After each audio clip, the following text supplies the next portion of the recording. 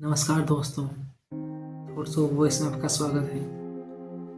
क्या आपको लगता है कि बुद्ध के जीवन में सिर्फ शांति और साधना थी? अगर हाँ, तो यह कहानी आपकी सोच बदल देगी। इस वीडियो में हम एक ऐसे रहस्य से पर्दा उठाने जा रहे हैं जिसे इतिहास ने छुपा लिया, किताबों में दबा दिया। एक गुप्त योद्धा संगठन की एक ऐसी प्रेम कहानी और एक ऐसी साजिश जिसने बुद्ध के जीवन को हमेशा के लिए बदल दिया। किस्सा तब का है जब बुद्ध राजगृह में ठहरे थे। राजा बिम्बिसार ने उनके लिए खास प्रबंध किए थे। पूरे राज्य को दुल्हन की तरह सजाया गया था, लेकिन असली कहानी तो महल के अंदर चल रही थी। राजकुमारी स्वर्णलता, जो देखने में बेहद खूबसूरत थी, उसकी आवाज एकदम चंचल थी, जो राजा बिम्बिसार की भतीजी थी, ने जब पहली बार बुद्ध को देखा तो अपना आपा खो बैठी, मानो उसने अपना दिल निकालकर बुद्ध के चरणों में ही रख दिया। लेकिन उसके मन में एक अजीब सी हलचल हुई। वह परेशान बेचैन हो उठी। वह उनके ज्ञान से इतनी आकर्षित हो गई, लेकिन कब यह आकर्षण जल्द ही एक गहरे प्रेम में बदल गया, स्वर्णलता जान ही नहीं पाई।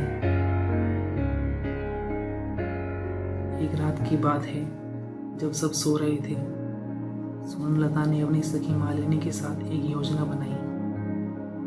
वह किसी भी तरह बुद्ध से अकेला मिलना चाहती थी, लेकिन न जाने क्यों इसका जवाब अभी तक नहीं मिल पाया।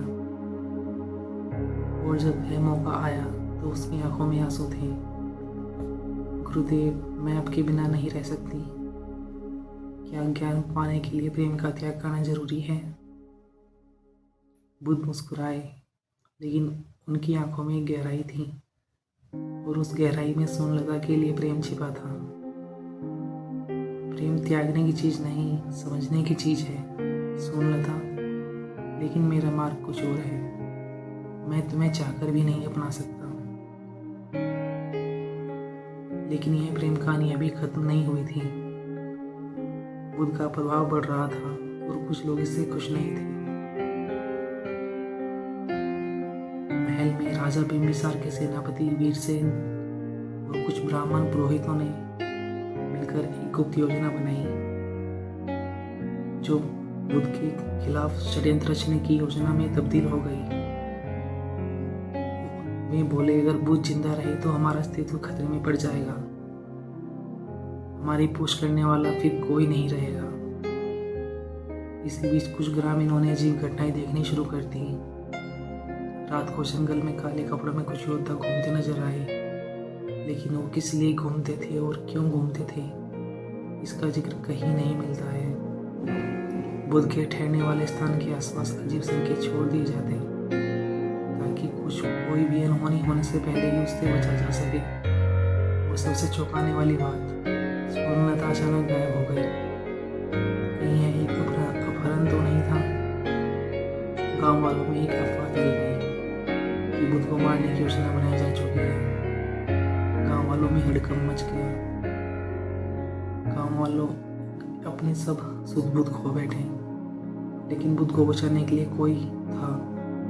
अंधेरी रात में जब बुद्ध ध्यान में बैठे थे, एक रहस्यमय योद्धा उनके सामने प्रकट हुआ।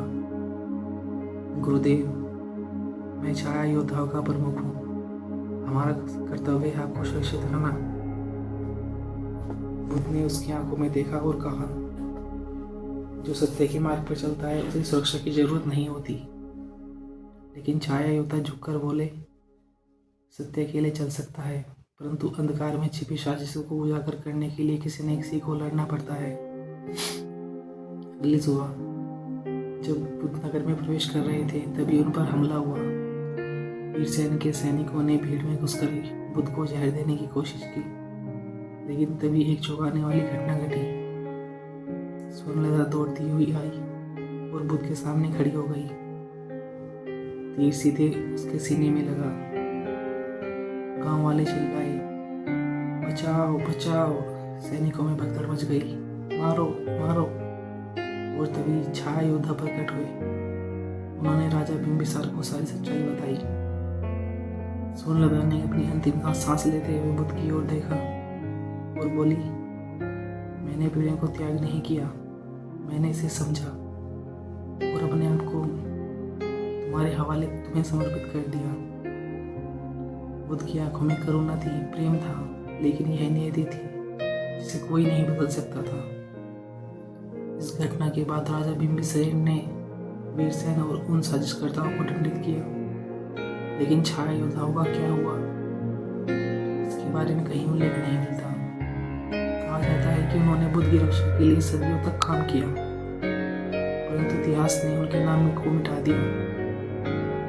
और सोचिए, अगर यह सिर्फ एक घटना थी तो बुद्ध के जीवन में इतनी असामान्य घटनाएं क्यों हुई? क्यों कई प्राचीन ग्रंथों में छिपे योद्धाओं के संकेत मिलते हैं? क्या आज भी कोई छाया संगठन बुद्ध के ज्ञान की रक्षा कर रहा है, या फिर यह इतिहास की सबसे गहरी साजिशों में से एक थी? यह कहानी आपको रोमांचक लगी तो थॉट्स ऑफ वॉइस को सब्सक्राइब करना न भूलें। और हाँ, क्या आपको लगता है कि छाया योद्धा सच में थे, या यह सब एक अनसुलझा रहस्य है? अपनी राय कमेंट में हमें बताइए और मिलते हैं अगली रोमांचक कहानी में। Thanks for watching this video.